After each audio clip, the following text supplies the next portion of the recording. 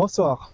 Dans l'une de nos précédentes vidéos qui portait sur la diversification des différents arbres fruitiers au niveau du territoire du Gabon, il était question pour nous d'encourager les différents producteurs du Gabon à pouvoir se lancer dans la production ou la diversification des différentes offres. Et l'une des principales raisons pour laquelle nous avons fait dans la vidéo en salle, nous avons eu à montrer aux producteurs comment est-ce qu'ils pouvaient diversifier les différentes cultures et adapter ces différents arbres fruitiers sur l'étendue du territoire. C'est pour cette raison que nous avons compartimenté nos différents sites en quatre zones agroécologiques, à savoir les zones forestières et les zones de savane. Et dans les zones forestières, on avait ceux de haute altitude et ceux de basse altitude. Dans ceux de haute altitude, on parlait donc des régions de l'estuaire, Libreville et ses environs, ainsi que le Wellington. Dans les zones forestières de haute altitude, on parlait aussi de la ville de Franceville et ses environs, Moanda, Kulamoto. Et puis dans les zones de savane, on parlait donc de Tibanga, on parlait aussi de Lambaréné, qui sont dans des zones de basse savane.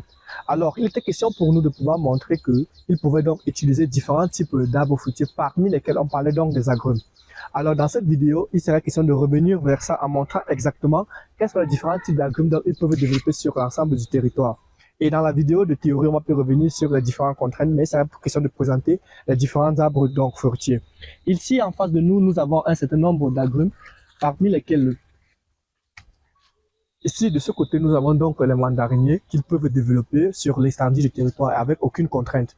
Et dans ces différents mandariniers qu'ils peuvent développer, ça pourra permettre à ce que ce soit dans les 4 différentes zones de bastion, on pourra donc avoir la production. Pour pouvoir revoir les différentes périodes, je vous reconfère dans la vidéo de théorie. Ici, c'est la question de voir que nous pourrons donc développer ici les mandariniers.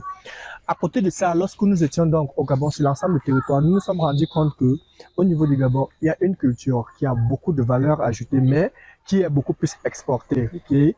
Dans cette culture, les Gabonais pourront eux-mêmes produire donc ces différences. Il s'agit donc de la clémentine. Et nous avons ici là les arbres de clémentine qui ont un très bon potentiel, qui pourront être actuellement produits sur l'ensemble du territoire et avoir donc un bon rendement. Donc nous encourageons beaucoup plus donc les producteurs à pouvoir faire la clémentine. En plus de ça, nous avons donc ici là, nous avons eu à parler du safoutier communément appelé là-bas à Tangatier, qui a aussi de bonnes différentes variétés. Et ici là, on a ceux qui pourront donc s'adapter pour l'arbre de basse altitude, bon, ces différents safoutiers là, qui s'adaptent dans sur tout le territoire. Pour ceux de basse altitude, nous avons donc cette prunier de basse altitude qui ira donc dans les zones telles que Lambaréné, Tibanga et ses environs, Fougamou. Et puis ici là, à ma gauche, donc on aura donc ceux qui iront au niveau de l'estuaire, ou l'interne qui s'adapteraient. Mais de manière générale, la Tangatier s'adapte sur toutes les différentes régions. À côté de ça aussi, nous avons donc aussi un autre agrumes qu'ils pourront donc, développer ici là, que nous avons avec des très grosses feuilles ici là. Nous avons donc le pomelo.